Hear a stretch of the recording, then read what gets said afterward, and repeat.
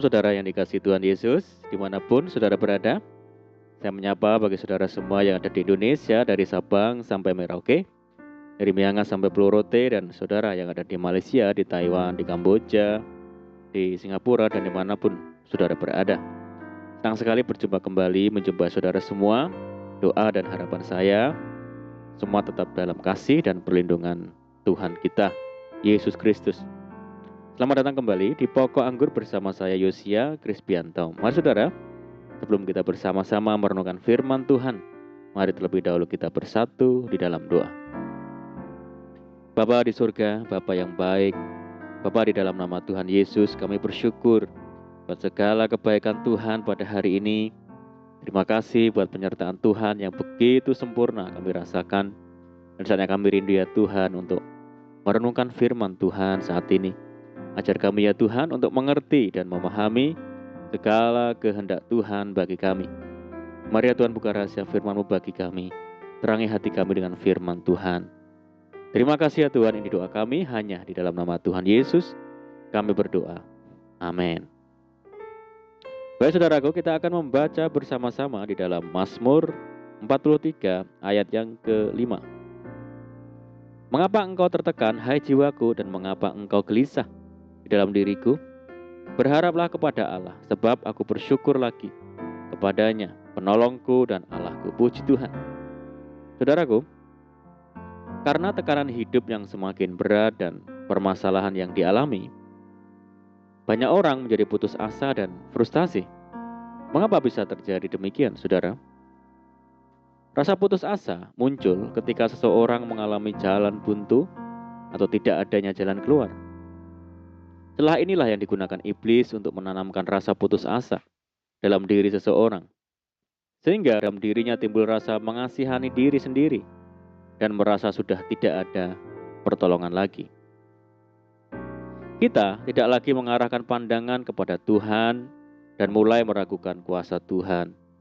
Dengan kata lain, kita putus asa dan menjadi tawar hati, merasa bahwa Tuhan tidak sanggup melakukan perkara besar dalam kehidupan kita.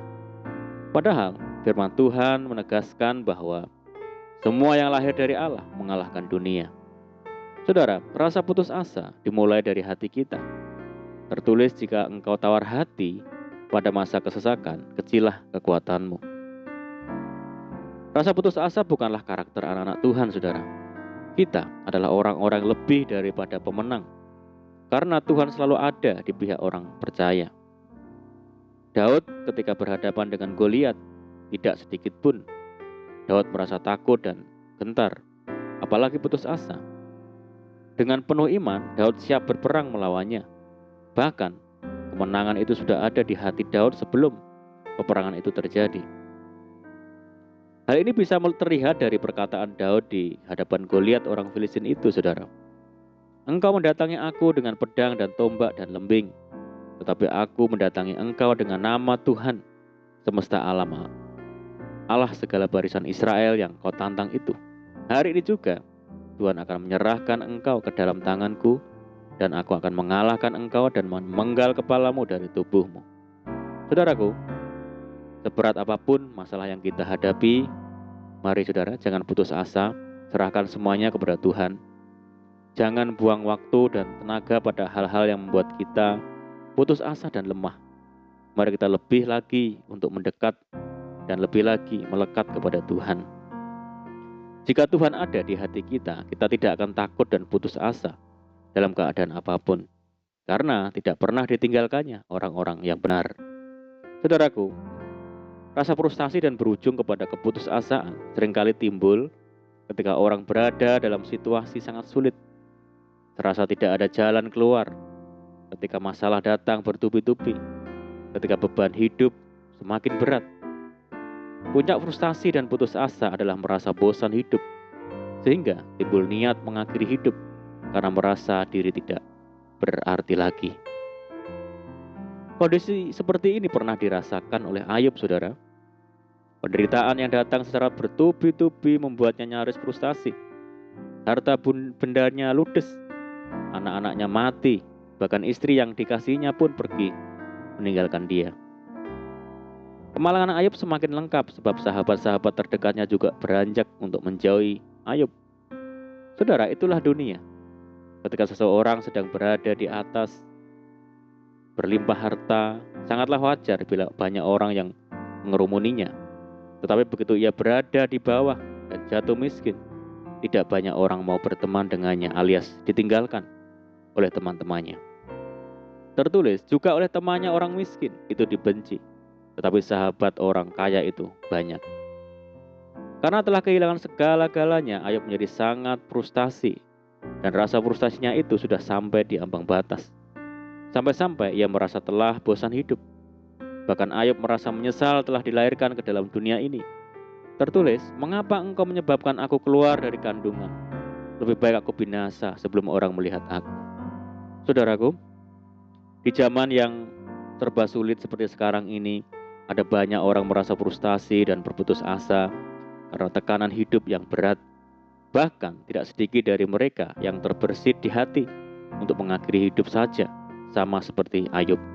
Saudaraku, jangan sekali-kali timbul keinginan untuk mengakhiri hidup ini. Seberat apapun penderitaan yang kita alami, pasti ada jalan keluarnya, saudara. Mari kita datang kepada Yesus, karena Dia adalah jalan dan kebenaran dan hidup. Dalam Kristus pasti ada jalan keluar, ada pertolongan, ada kelepasan. Firman-Nya berkata, masih ada harapan untuk hari depanmu.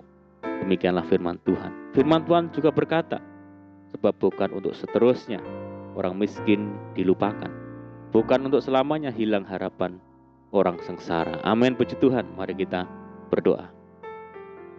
Bapa di surga, Bapa yang baik, Bapa di dalam nama Tuhan Yesus Kristus, terima kasih buat firman-Mu saat ini. Ajar kami ya Tuhan, untuk senantiasa percaya kepada Tuhan dan hidup mendekat kepada Tuhan, sehingga masalah seberat apapun tidak akan menyebabkan keputusasaan. Ajar kami ya Tuhan untuk senantiasa bersyukur kepada Tuhan apapun yang terjadi di dalam hidup ini. Terima kasih ya Tuhan buat firman-Mu. Saat ini kami berdoa bagi saudara kami semua yang mendengar program ini, yang di Indonesia, dari Sabang sampai Merauke, di Malaysia, dan dimanapun saudara kami berada. Mereka yang sakit, Tuhan sembuhkan di dalam nama Tuhan Yesus. Yang hidup dalam tekanan, persoalan, kesulitan, mari Tuhan berkati mereka, tolong mereka, berikan jalan keluar bagi mereka. Pulihkan hidup mereka ya Tuhan. Tuhan memberkati mereka dalam rumah tangga, pekerjaan, bisnis, pendidikan, dan apapun yang dikerjakan. Kami berdoa bagi saudara kami yang hidup di dalam belenggu dan ikatan dosa. Mari Tuhan lepaskan di dalam nama Tuhan Yesus. Berdoa bagi bangsa kami Indonesia saat ini menghadapi berbagai masalah, khususnya pandemi. Mari Tuhan berikan belas kasihan Tuhan bagi bangsa kami. Berikan jalan keluar. Pulihkan bangsa kami ya Tuhan. Dan kerinduan kami mohon belas kasihan Tuhan, kiranya pandemi global ini segera berakhir. Terima kasih ya Tuhan. Ini doa kami. Kami percaya Tuhan mendengar segala seruan doa kami. Hanya di dalam nama Tuhan Yesus kami berdoa. Amin. Puji Tuhan, saudara, kita sudah berdoa. Saya percaya saat ini kita dikuatkan dan diberkati. Mari kita tetap semangat di dalam Tuhan. Jangan berputus asa. Tetap berdoa, bersuka cita senantiasa. Sebab di dalam Tuhan kita sanggup melakukan segala perkara. Selamat malam dan selamat beristirahat. Doa saya menyertai saudara semua. Tuhan Yesus memberkati. Haleluya.